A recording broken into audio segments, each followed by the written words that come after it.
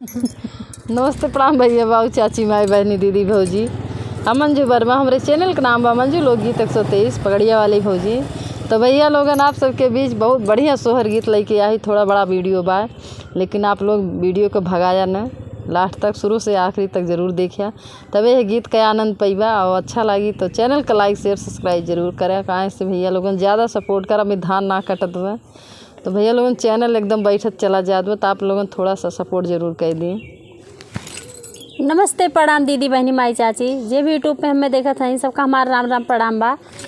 हमारे चैनल का नाम बा नीलम लोकगीत 123। तो एक बार ज़रूर सर्च करिए, बहुत प्यारा प्यारा गाना बा, ज़रूर आप लोग का पसंद आई। अच्छा लगी तो अपन प्यार दुलार आशीर्वाद दें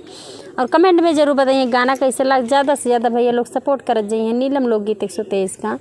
तो आवे सुने सोहर गीत। अरे अरे काली कोयलिया तोर मीठी मीठी बोलिया, तोर मीठी मीठी बोलिया ओ कोयलर जाई के पिया के जगावा जगाई लाइया ओ कोयलर जाई के पिया का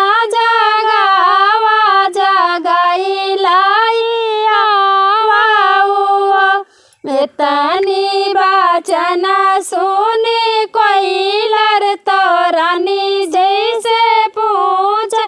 तो रानी जी से पूछाइयो रानी कैसे के तोहारी महलिया, तो कौने रंग दरवाजवा रानी कैसे के तोहारी महलिया, तो कौने रंग दरवाजवा रानी कवने बारन तोहरे पियावा जगाई लाइया हो रानी कवने बारन तोहरे पियावा जगाई लाइया हो। इतनी बचन सुनी रानी तो कोयलर से बोले, तो कोयलर से बोले न हो कोयलर लाली रंगा हमारी महलिया, तो लाली रंग दरवाजवा कोयलर लाली रंगा हमारो महलिया, तो लाली रंग दरवाजवा कोयलर सवारे बारन मोर पियावा जगाई लाइया कोयलर सवारे बारन मोर पियावा जगाई लाइया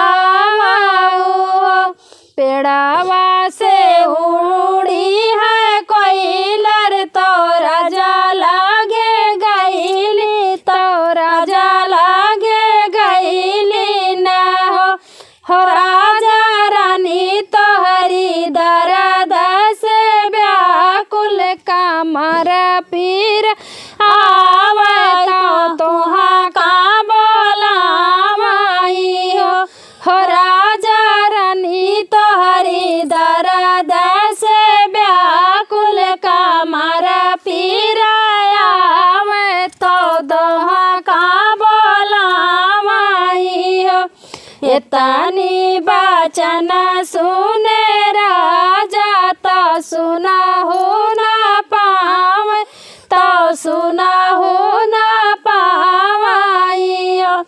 राजा हली बेगे आवे महलिया, तो रनिया से पूछाई हो राजा हली बेगे आवे महलिया, तो रनिया से पूछाई हो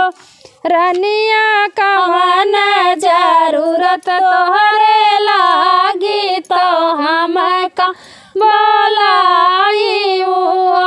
रानी कवन जरूरत तोहरे लागी, तो हम का तानी बचन सुनी रनिया तो राजा जी से पूछे तो राजा जी से पूछाई हो पिया बैठाऊ हमारी मुड़वरिया तो हम गोड़ वरिया तो हम गोड़ वरिया पियावा बैठाऊ हमारे मुड़वरिया तो हम गोड़ वरिया हो राजा गाड़िया पीराया वे दूनहु जाने साहबाई हो हे राजा गाड़िया पीराया वे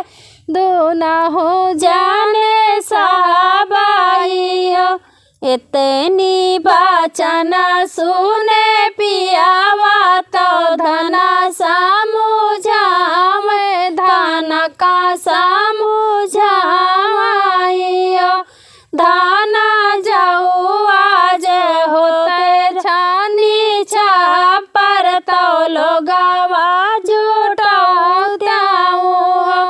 धाना जाऊ आज होते छानी छापर तो लोगवा जुटाऊ धाना तो हरी दर्द हरी ले तो बेदन नाही सहती वो धाना तो हरी बेदन हरी ले तो दर्द नाही सहते वो